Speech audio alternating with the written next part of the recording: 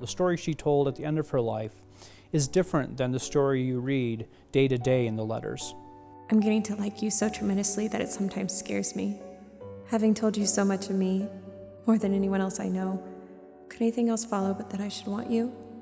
Alfred Stieglitz, at the beginning of the 20th century, was much more famous than Georgia O'Keeffe. He was the preeminent dealer for modern art in America. He's the man that introduced artists like Pablo Picasso to the United States for the first time. When Georgia O'Keeffe first started conversing with him in 1916, she was a complete unknown, and he was a famous, practically celebrity in the art world. What do I want from you? The two of them are incredible correspondents. They begin writing to one another early on in 1916, and they continue, sometimes several times a day, sending letters back and forth until his death in 46. Do I want anything from her that she hasn't already given me over and over again? They first started conversing in 1916. She had actually known of his gallery and of him for a while prior to that. She would go to his gallery and listen to him talk, look at the exhibitions of work he was presenting. But she never introduced herself. She was, kind of intimidated by this great man when she was just a young student. A decade later, very interestingly, she made a comment to one of her friends. If Alfred Stieglitz liked what I'm doing, that would mean more to me than anything else in the world. Her friend took that comment to heart and sent some of her drawings to Alfred Stieglitz. Stieglitz was very impressed with the drawings. He actually arranged an exhibition and put them on view. He didn't have O'Keeffe's permission.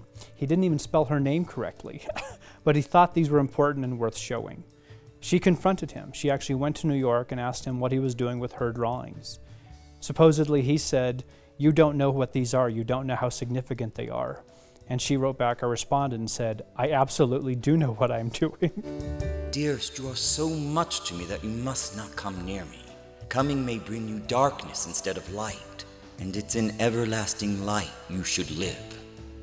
Early on, you see a very bright, very engaged, very independent woman who's making choices about how she wants to live. That continues the entire time through all of the letters. There is much life in me. I realized I would die if I could not move towards something. By 1918, Stieglitz has convinced O'Keeffe to move to New York City to paint for a year, to set aside her teaching career and try being a full-time artist for a year, and he offers to subsidize that year to see if she can make a go of it. By 1924, they're married. All the drawings, all the letters, perhaps they set mad dreams a-going. Through the 1920s, their love blossoms, but they also have some difficulties. He has an affair. She eventually comes to New Mexico in 1929, and from that point forward, they begin renegotiating the terms of their relationship. I don't want you to worry a bit about me. There was much more cause to worry about things when I was right beside you.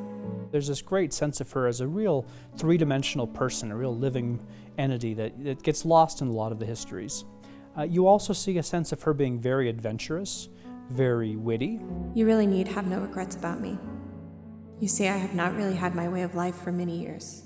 When she spends her first summer in 1929, Stieglitz is bereft. He truly feels at a loss without her. The sun is gone, it's clouding up. Perhaps I'm afraid that I am steering you for pain. The sun is gone, perhaps I'm afraid that I am steering you for pain.